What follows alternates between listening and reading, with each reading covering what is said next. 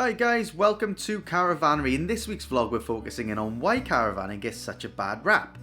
Whenever I talk to anyone about caravanning or the fact that I'm a touring caravaner, you kind of get a groan of, oh, you're one of them, are you? Or oh yeah, I've been caravanning. There's no in between, and I just wanted to talk about maybe the reasons why and what we can do about it as a caravanning community. So welcome.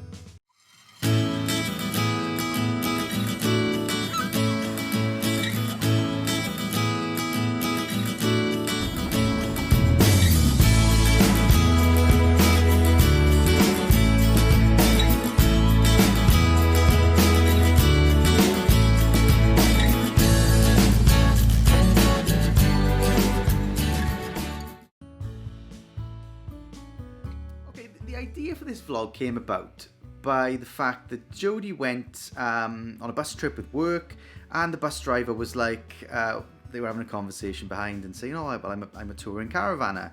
And the bus driver turns around and sort of is like, oh, can't we talk about something interesting for a change?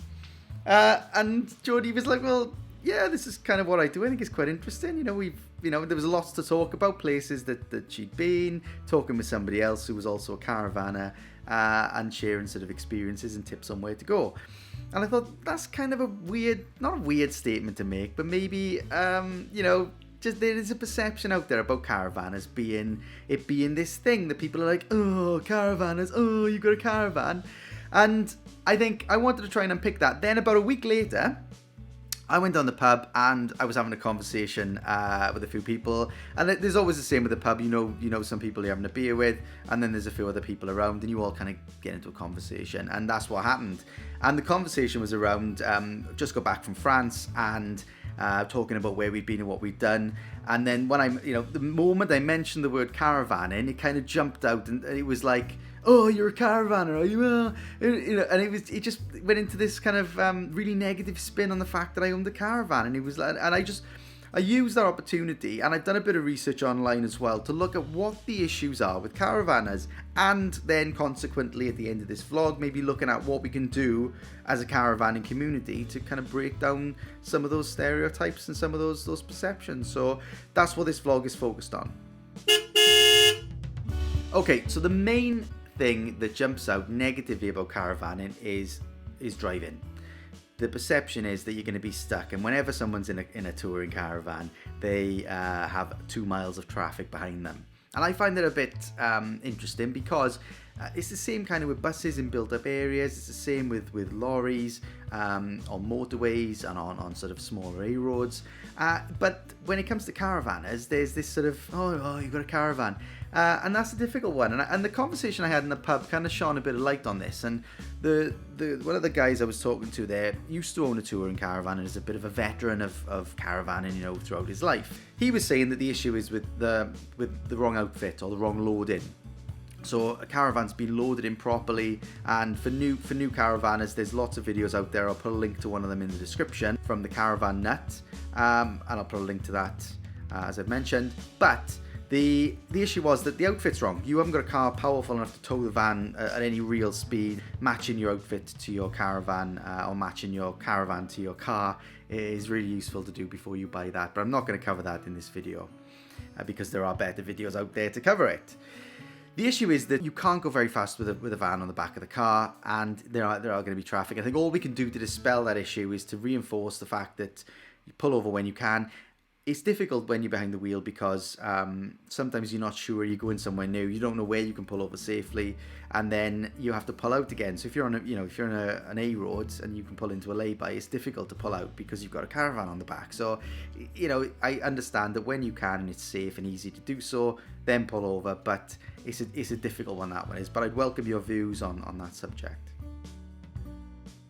The second issue that seemed to jump out is the fact that caravans are these grotty, dank, white, horrible, smelly boxes that, people have these really horrible, boring holidays in. And that's kind of, again, it came out in the conversation in the pub when I was kind of saying, well, what else is it with caravans you don't like? And that was the kind of perception that's been reinforced in popular culture by Top Gear came up, and that's come up as well on the internet search I did. Oh, the Top Gear thing was great.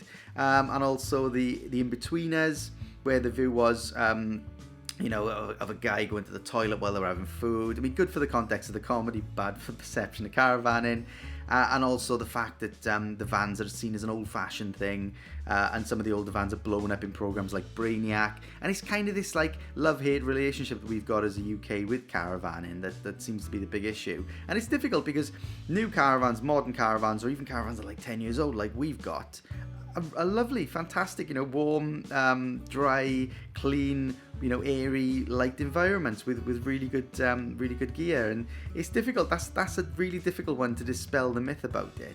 Programs like 5 Go Caravanning, which was on Channel 5 recently, kind of start with that perception of, oh, we're going to be in this really tight space, it's not going to be very good. And then when they see the caravan and the interior and the way the space is used, I think they're a bit like, oh, okay, we'll do it for the purposes of the show. And at the end of the show, they're just reveling in how much they enjoyed going away in the caravan and spending quality time together, which we covered in a previous vlog.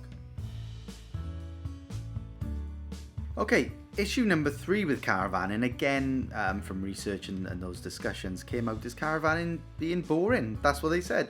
Can't think of anything worse than being in a caravan and in the middle of a field, in the middle of nowhere, doing nothing.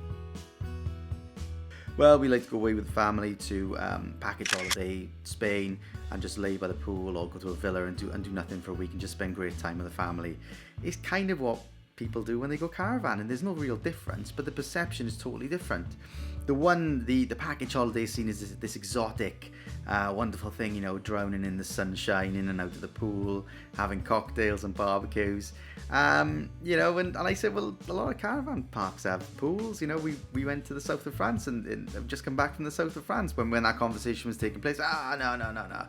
People's perceptions are there that caravanning is boring, and again, the internet research said, why do people drive 300 miles to go to the same caravan park and just hitch up and watch TV all day? And that's just how some people relax and unwind, and they go and walk the dog, they'll have some food.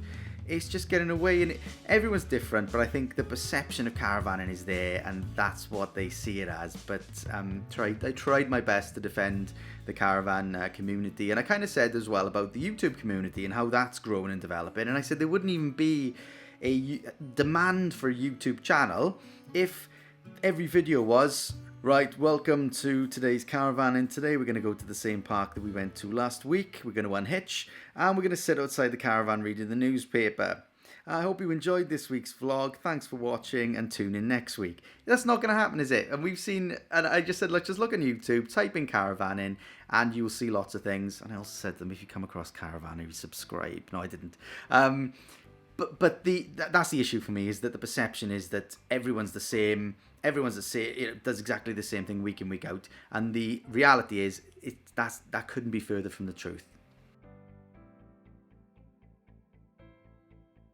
And that leads on to the kind of final point that I picked up, more from research on the internet, was the word depressing was used.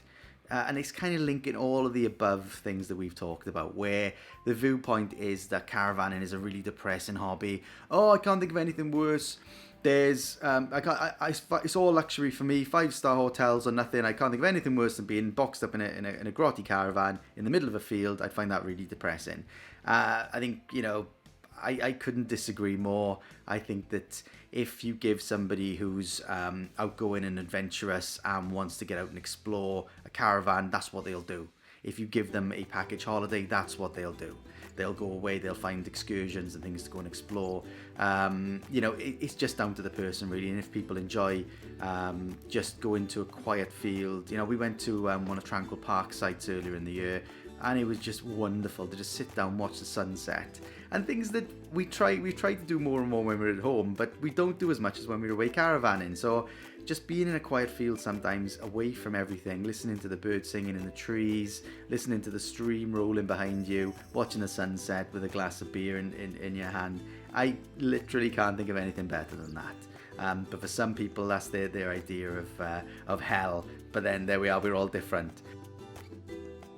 Those are the core issues that people tend to have with caravanners. So for me, I think after reading that, I'm going to try and be a bit more a bit more courteous when I'm on the road, in that try and pull over as often as I can, but still with the understanding that I'm not on the road just to drive around because I enjoy driving around.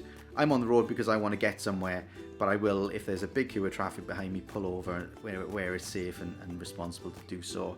Try and fight the good fight in that. I will say, well, caravans are really modern and airy and really nice now. And I mentioned in a previous blog about Brexit. You can see why I went wrong there.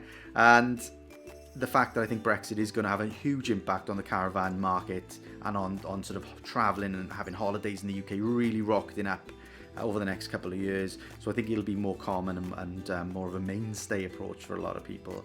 But the one thing that I'm going to do is always talk positively about caravanning and try and use this channel as a way of dispelling the myths of the fact of all the things that people have talked about that have resulted in the issues brought up in this vlog. I'm going to try and use this channel as a positive force for bringing people on board and getting people to understand what caravanning is all about. And as a caravan community, I think all we can do is to communicate to the people that we know that it is a good hobby, and we're not in it to recruit other people. It's not some weird cult. If you like caravanning, you like caravanning. If you think you're interested in doing it, there's plenty of resources online and people you can talk to. But I just still try and fight the good fight whenever I'm in the pub or whenever I'm speaking to somebody who's like, oh, can't we talk about something a bit more interesting? Then, you know, that's just how it is. There is clearly a love-hate relationship with caravanning in the UK. It's a boom industry, it's a growing industry, but there's still the other half of the coin that just don't like it, and all we can do is try and dispel the myths and reinforce the good stuff. So thanks for watching. I hope that this video has in some way inspired us to think about how we can just try and communicate the good stuff about caravanning. For all the YouTubers out there, thank you for taking the time to make the videos that do just that. For all the people on Twitter and social media and all the people that engage in these conversations and go out and caravan and share the love. I just want to say thank you. Please leave comments if you disagree with what I've said or if you've got anything to add to the discussion.